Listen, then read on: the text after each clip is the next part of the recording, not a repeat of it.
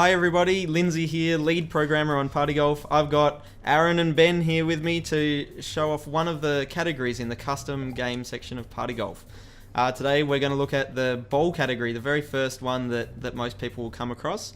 There's a whole heap of different things you can change in here, mainly the size and shape of a bowl, but you can go right down into the physics of things. You can change the weight of them, you can change how bouncy a bowl is, and how much it spins, so the angular velocity that it gets. On top of that, we also have the ways to change what happens when bowls interact with each other. So, do they just collide normally? Do they go through each other? Or do they explode off into craziness? And we also have the ability to change the bowl trail length, but we won't look at that one today because we love the infinite trails because you sort of paint up the screen. So, as we can see, there's a whole bunch of different ways of doing it, but if this is your first ways to play video where we're going into a category, you'll see that it's really easy to change things, many things all at once by using what we've called presets. So for example, the banana preset actually sets the size and the shape of the ball to be not only a banana shape, but also to be huge, because in testing we found that everyone really loved to make their bananas huge. No idea why, but they always did. So without any further ado, I'm going to do Bananarama. Love the giant bananas. Can I get a hole-in-one on the first round of Bananarama? No, but I can knock everyone else out.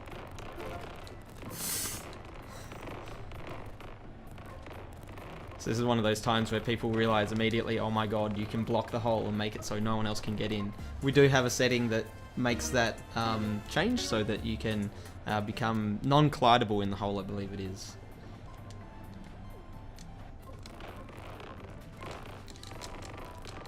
So we'll do a bunch of quick fire rounds showing off a bunch of the shapes, but I'm going to give Bananarama a couple of rounds just because it's so crazy.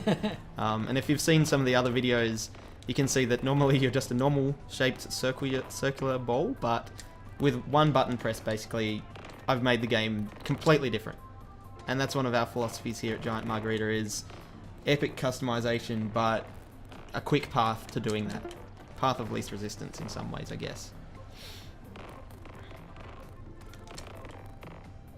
One of the challenges we had was to have so many settings like this, but also make it easy for people to be able to do that. So that's exactly right. Yeah, so speaking of that menu, let's have a look at that menu again and have a look at some of the things we can do. I'm just working with some presets for the start here. Let's have a look at the stars. They're pretty fun. This one also changes how much spin they have. And this screen here that we're looking at actually gives you a summary of all your settings, so you don't need to memorize what a preset does as well. So we've got some random sizes as well, just to make them a little bit more dynamic.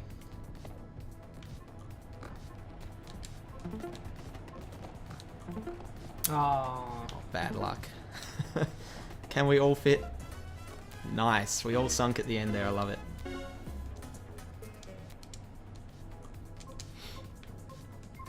So a lot of settings can be randomized, and in fact, I think almost every setting in this particular category can be randomized. We've made some decisions of what can't be randomized just because it's not as fun, not as interesting to actually have them random, because you don't know until maybe the very end what random choice has been made. Obviously size, you can tell straight away what you are.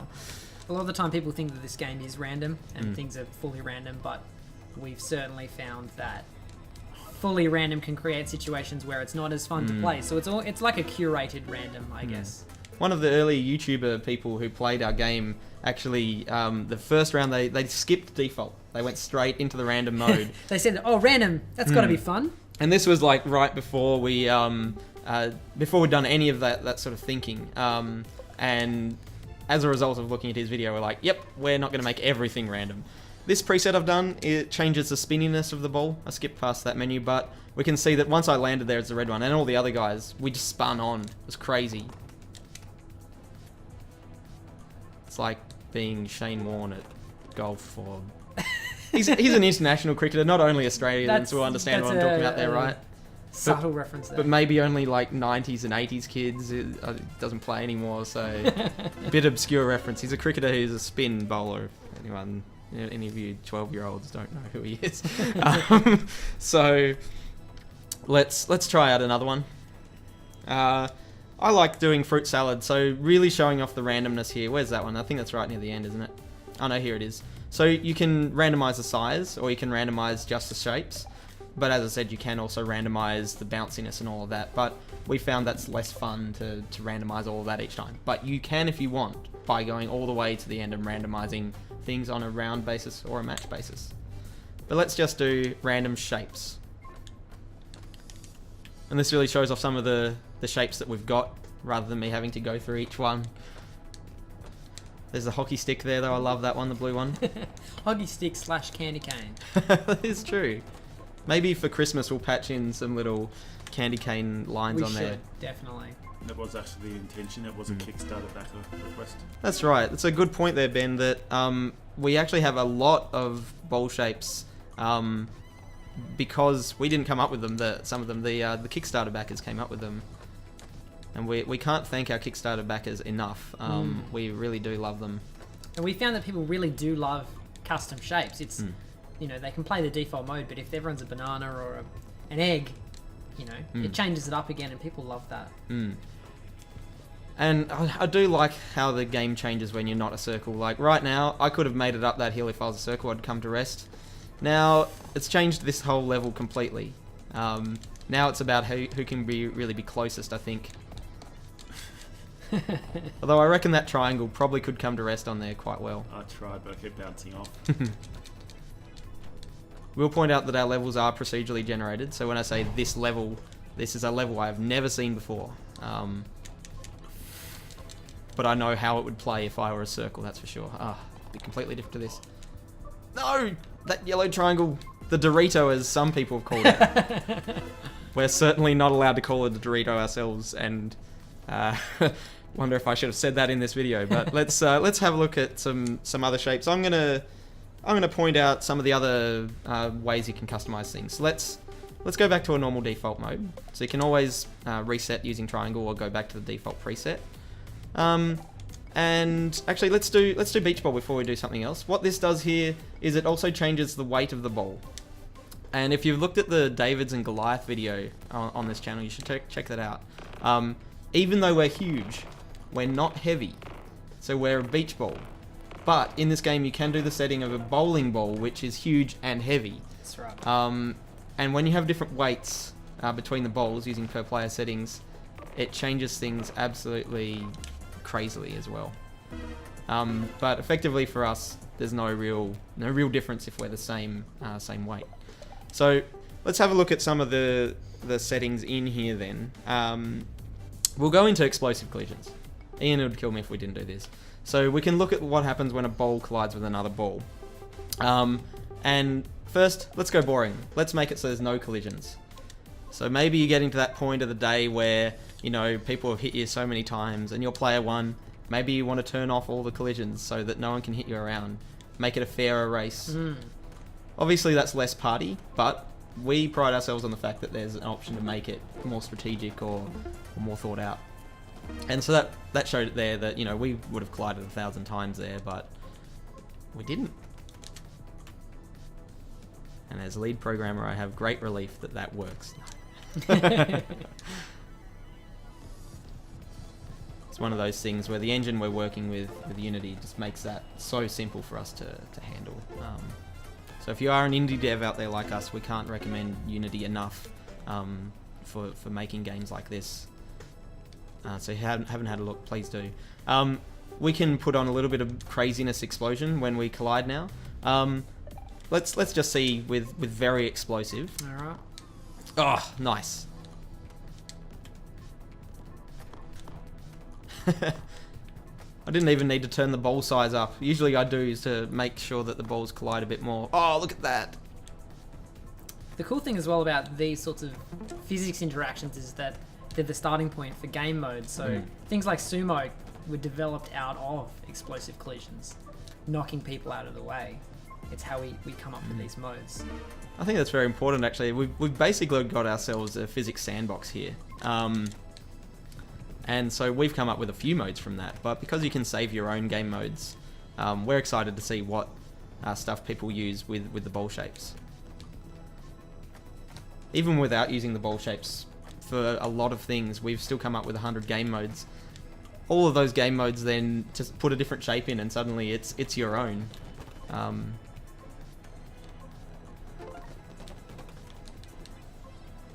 It was a cool little level, that one. Yeah, it was good. Before I move on to one of the other settings, what I'll do is I'll show, if you haven't seen this in our videos before, all of these sort of settings like this that are on a sliding scale, we have a slider for. So we can put it on, we have a suggested maximum of 10, 10 times the amount of collision, but you can actually put this up. I'm not even sure how high. Let's not go too high. Let's do 25 and just see how ridiculous this is going to be. Oh my goodness. I think I'm going to be able to get out of here. I feel slightly nauseous. Yeah, that screen shake, it really likes... Another easy way to get hole in 0, if you're ever trying to get that trophy. I think the strategy here is to do what I've done and be away from everyone else, but the moment you go anywhere near anyone else, it's like, oh. That's right. I'm going to skip this round so we might get one. Oh yeah, here we go. We're all close together now. This is going to go well. How did we not hit then? I loved the suspense there of like, they haven't hit yet.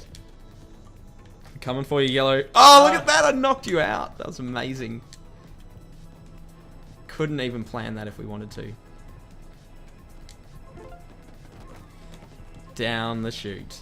Love that one there. Having the holes in the That's bottom. right. I just want to pause for a second and give props to the AI as well. Consistently beating me. Yeah, we do. Every round. We've only got 3 of the developers here for this video, so we've got Purple is playing as an AI. They're doing all right. Very nice. All right, let's have a look now at some of the things you can do with bouncing. So obviously we got a bit of bounce when we were colliding there, but that was an explosive force. What we can do is we can put on an amount of bounce. So let's be bouncy balls. Perfect level for that is going up a hill. We're just going to bounce all the way back down. Now this reminds me of Death Stare. We probably should have added the bounce to that mode. That would have been a really good option, yeah. Big shout out to our friends at R&D Labs. Fun Sponge. Fun Sponge, they changed it to actually, yeah. Who made the game Death Stare. They're a team from Australia as well, who we met at PAX. We gave them a game mode in our game that matches theirs. This bouncing feeling is very similar to their game. It is very similar. I want to patch in a change to that game mode. This is surprisingly difficult, actually. It is. I thought it won't be that hard. Oh, look at that! Just bounce off that. Of course, we're a little bit bouncy off each other as well when we do that. Oh. This is where we need the score ranking of closest, how close you ever got to the hole. I think we don't so, actually yeah. have that, I will point out on this video, but having played that right then, I've made a mental note to patch that in maybe later on in the future. So that's some extreme bounce, but you can also turn off bounce. And this is going to be a good example. It's gone downhill now. This is great. Thud. If you saw the trails there on red and blue, we just hit the ground and just went flat. Just went flat along the ground. It was beautiful. Oh, that was beautiful. Before I was going to do something else after this, but I want to see one thing. I want to see what happens if we... Oh, we already have no spin. Right. Yeah, sorry. Yep. I'm going to now try out... we haven't seen stick, actually. So there's a... We have no bounce, normal bounce and high bounce. Then you have stick, which is similar to a power-up. So if you check out the power-ups video, we'll look at that in more detail. But every time you land now, you stick. Not when you hit another player. That's like Rat King. It's a different thing. I think that purple one has... The AI landed beautifully there. And we finished that round really quickly there. Because it's a lot easier if you don't have to account for your bounce. I think the AI does exceedingly well in that mode, I think. Absolutely. Because Ian will kill me for saying this, but I don't think our AI take into account what happens after a bounce on their shot. No. So this is perfect for them, yeah. But if you put in a number of shots as the round ranking or something on this, who knows what will happen. I certainly don't, because that's a combination I've never played. So we'll finish off now with just a bit of spin, actually, won't we? So we'll put on normal bounciness. We'll go all the way back to default. and we'll try out some crazy amount of spin. And I want to put on the whale. We didn't get to see the bowl shape. Let's just have a look here in this menu. There's so many shapes, but I'm going to put on the whales because I love them. And we'll make them slightly larger. Make them huge because they're like that. Let's just see how much they spin. We saw the spin effect on the pool bowl when we were bouncing, but if we like hit the ledge here, you can see that they'll flip around a bit. Look at that whale. Terry Pratchett would be proud. That's a beautiful, beautiful whale there. Yeah. The whale, once again, was one of our Kickstarter backers' choices. It was absolutely lovely. Quite an enjoyable shape to actually play, I think. It really is, and I've never played it with this much spin. That was quite nice what I did to that yellow one there. They're very majestic as they sail through the air. That's Indeed. right. I'm not even going to finish that one because I'm really excited now to finish up this waste play video, is to look at the whale preset, which is sticky, just because it's so hilarious.